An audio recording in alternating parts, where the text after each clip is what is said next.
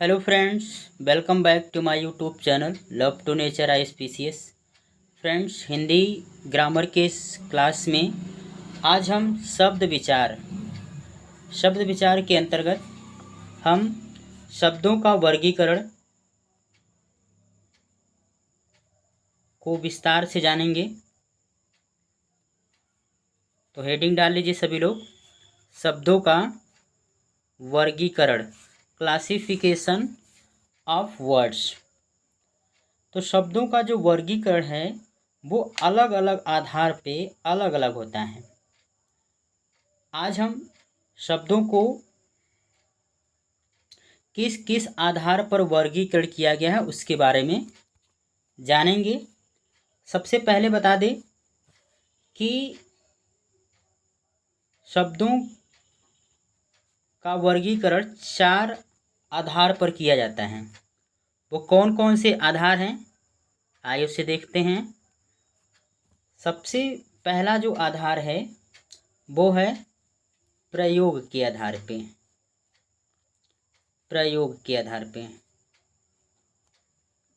दूसरा है इसमें उत्पत्ति के आधार पे,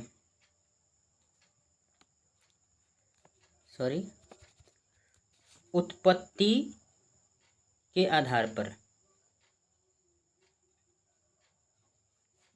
और तीसरा रचना के आधार पे, और चौथा अर्थ के आधार पे। यानी शब्दों का वर्गीकरण इन 4 आधारों पर करेंगे, प्रयोग, उत्पत्ति, रचना एवं अर्थ के आधार पे। चलिए, सबसे पहले हम प्रयोग के आधार पर देखेंगे। तो प्रयोग के आधार पे शब्दों को 2 वर्गों में विभाजित करते हैं। कौन कौन से? तो इनमें जो सबसे पहला है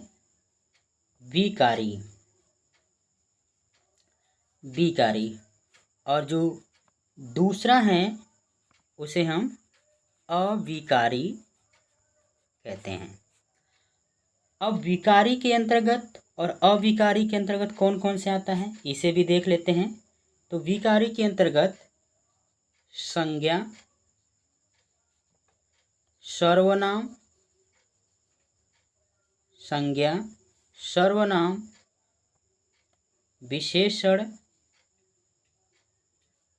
विशेषण और क्रिया।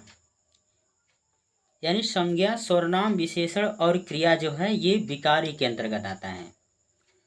वही अविकारी की बात करें तो सबसे पहला क्रिया विशेषण, दूसरा याद रखना है आपको संबंध बोधक, समुच्चय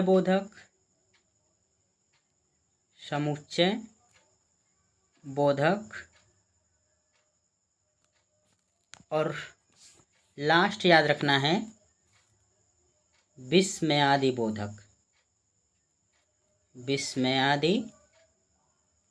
बोधक। ठीक है।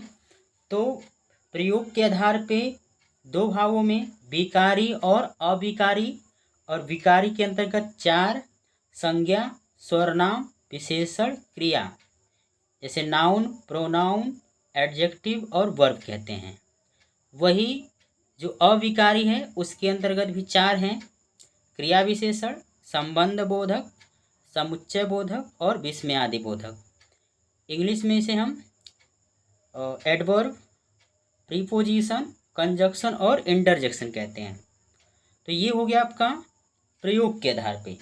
अब देखेंगे कि उत्पत्ति के आधार पे। तो उत्पत्ति के आधार पे हम कौन कौन से इसका विभाजन होता है। तो सबसे पहले तत्सम शब्द, दूसरा तद्भव, तीसरा देशज, चौथा वित्सज, ठीक है। तत्सम, तद्भव, देशज, विदेशज और लास्ट आपको याद रखना है शंकर। ठीक है। तो उत्पत्ति के आधार पे ये 5 तरह के शब्द होते हैं, तत्सम शब्द, तद्भव शब्द, देशज, विदेशज और शंकर। ठीक है। अब हम अगले की बात करें तो रचना के आधार पे, रचना के आधार पे शब्दों के जो भेद होते हैं वो 3 आपको याद रखना है। कौन कौन से? एक तो रूढ़ शब्द आते हैं, दूसरा यौगिक और तीसरा याद रखना है योग रूढ़। ठीक है। ये 3 होते हैं रचना के आधार पर, रूढ़, यौगिक और योग रूढ़। अगला है अर्थ के आधार पे। अब अर्थ के आधार पे एक हो गया आपका निरर्थक शब्द, निरर्थक यानी जिसका कोई अर्थ न हो, और दूसरा है सार्थक। अब सार्थक जो शब्द है उसके अंतर्गत कौन कौन से आता है? जिसमें एकार्थी, जिसका एक अर्थ हो, और दूसरा अनेकार्थी, जिसके अनेक अर्थ हो, अनेकार्थी, और तीसरा समानार्थी, जिसका समान अर्थ हो, जिसे हम पर्यायवाची शब्द कहते हैं, और चौथा है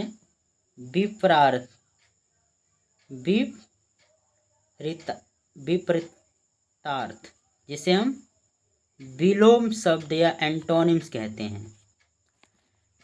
तो अर्थ के आधार पे 2 तरह के शब्द होते हैं, एक तो निरर्थक शब्द, दूसरा सार्थक। सार्थक के अंतर्गत एकार्थी, अनेकार्थी, समानार्थी और विपरीतार्थी यानी विपरीतार्थी।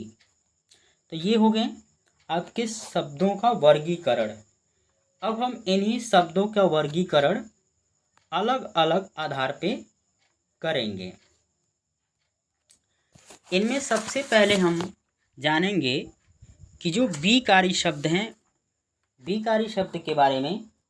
तो प्रयोग के आधार पे, जैसा कि मैंने बताया कि प्रयोग के आधार पे 2 तरह के शब्द होते हैं, एक तो विकारी शब्द और दूसरा है अविकारी शब्द।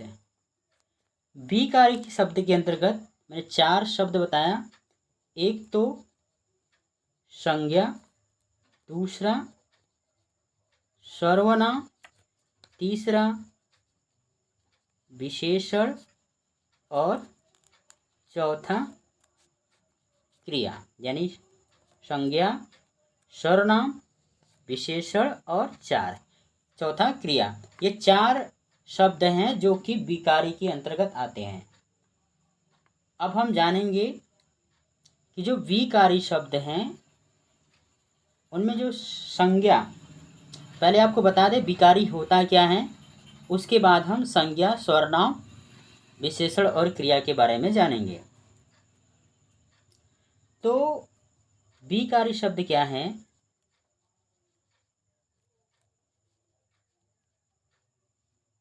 कि जिन शब्दों, ध्यान से सुनिएगा, जिन शब्दों के रूप में लिंग, वचन, पुरुष और काल के कारण इसमें क्या होता है, परिवर्तन होता है, परिवर्तन होता रहता है, उसे हम विकारी शब्द। अब इसे हम एग्जाम्पल के समझते हैं। जैसे हम बात करें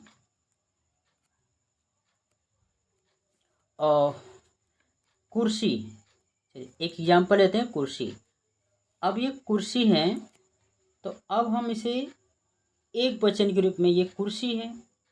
जब हम इसे बहुवचन के रूप में लिखते हैं तो इसका रूप क्या बदल जाता है, बदल जाता है, कुर्सियाँ। ठीक है। तो इसी तरह से इसके जो वचन है, यानी एक वचन बहुवचन के रूप बदल जाते हैं, स्त्री, पुरुष, और इस तरह से लिंग के आधार पर, इसमें काल के आधार पर इसमें क्या होता है, रूपों में परिवर्तन होता रहता है। तो हम उससे क्या बोलते हैं, विकारी शब्द कहते हैं।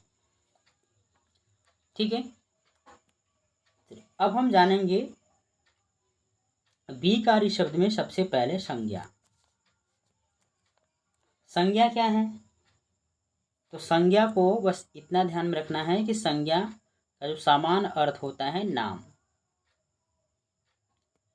यानी नेम, जो नेमिंग वर्ड है वही क्या है, इसका संज्ञा यानी नाउन है। या फिर हम इसे एक साधारण परिभाषा में जाने कि संज्ञा किसी व्यक्ति, वस्तु, स्थान और भाव के नाम को ही क्या बोलते हैं, संज्ञा कहते हैं। जैसे में राम, सीता, कलम, जयपुर आदि। मुख्य रूप से संज्ञा के जो हम भेद की बात करें तो संज्ञा के 5 भेद होते हैं। संज्ञा के भेद, संज्ञा के भेद कौन कौन से? तो पहला याद रखना है जातिवाचक संज्ञा, दूसरा व्यक्तिवाचक संज्ञा, और तीसरा भाववाचक संज्ञा, चौथा समूहवाचक संज्ञा, और पांचवा द्रव्य यानी धातुवाचक संज्ञा। ये तो 5 तरह के क्या होते हैं, ये संज्ञा के भेद हैं।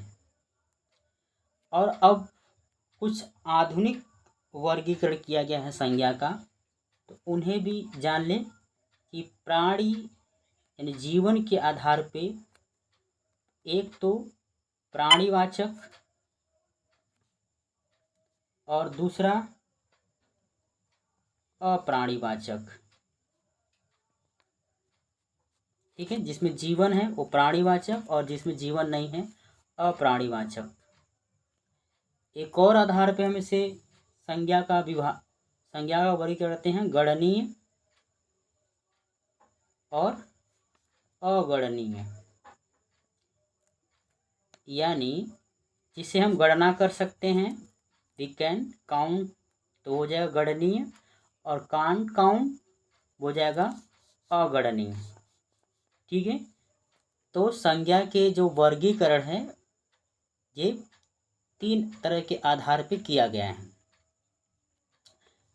सबसे पहले हमने बात किया कि संज्ञा के जो 5 भेद होते हैं उनमें हमने पहला बताया जाति वाचक संज्ञा, जिसे हम इंग्लिश में कॉमन नाउन कहते हैं।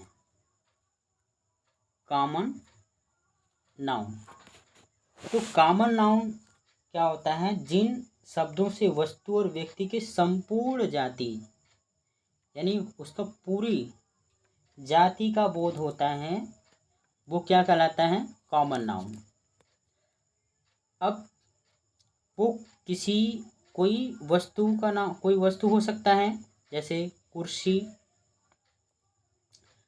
अब नदी है या पेन है, ये सभी क्या हैं, कॉमन नाउन है। यदि हम इन्हीं जातिवाचक संज्ञा का नाम रख दें